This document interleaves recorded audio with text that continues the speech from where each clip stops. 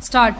At the request of the learned counsel for the parties, the petition is taken up for final disposal.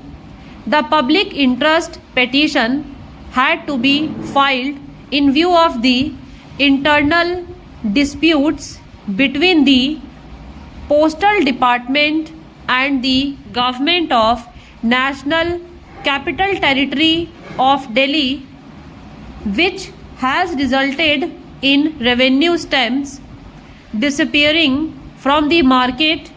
In terms of the impugned order, the Department of Posts withdraw the facility of sales of revenue stamps through post offices due to non-receipt of commission on account of sale of revenue stamps from Delhi Treasury.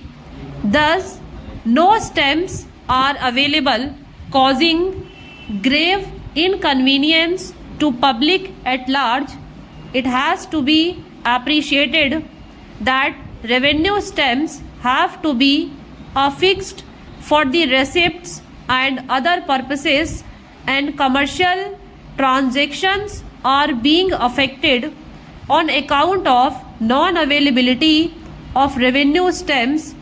Learned counsel for the respondents state that a fresh order has now been issued whereby the Department of Posts has allowed restoration of the facility of sale of revenue stamps through post offices till further orders, after getting the assurance from the Government of Delhi. However, the letter is not clear as to till what period of time would this arrangement continue. In our considered view, the public at large must be assured that revenue stamps would be available from post offices as usual, and if there are any disputes about payments to be settled between the Department of Posts and Government of Delhi, that may be mutually settled without causing inconvenience to the public.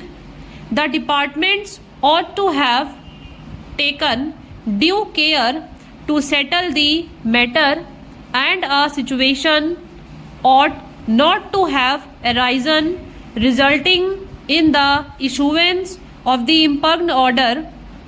In view of the aforesaid, we direct that the respondent shall ensure the availability of revenue stamps through post offices even in future, and it will not be permissible to stop the availability of revenue stamps in case of non-settlement of any financial dispute between the Government of Delhi and the Department of Posts, for which the respondents can take recourse by appropriate proceedings between themselves.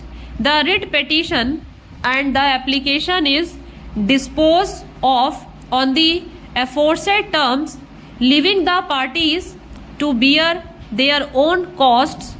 Liberty is also granted to revive the petition in case of any difficulty. This petition is filed by the petitioners aggrieved by order of Metropolitan Magistrate, the terms whereof summons have been issued. It appears that the applicants, apprehending that they are likely to be arrested, approached the court by way of anticipatory bail, a copy of which is placed on record. The additional sessions judge, hearing the application without examination, the true effects of the order made by the Metropolitan Magistrate, dismissed the application. May be noted that learned additional sessions judge has mentioned in the order that the accused persons have been summoned by the court of learned MM. Despite these facts, which were brought to the notice of the learned additional sessions judge, instead of directing the applicants to appear before the learned metropolitan magistrate, in response of the summons, he dismissed application inter alia, stating that he was not inclined to grant the privilege of pre-arrest bail to the applicants. This situation was not warranted at all. Section 20 of the CPC is required to be perused.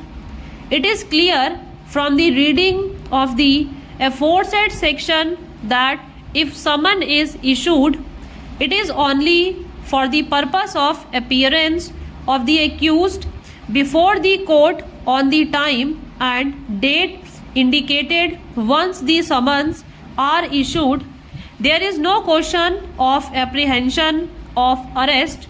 It is open to the magistrate to issue warrant in case accused fails to appear in response to the summon.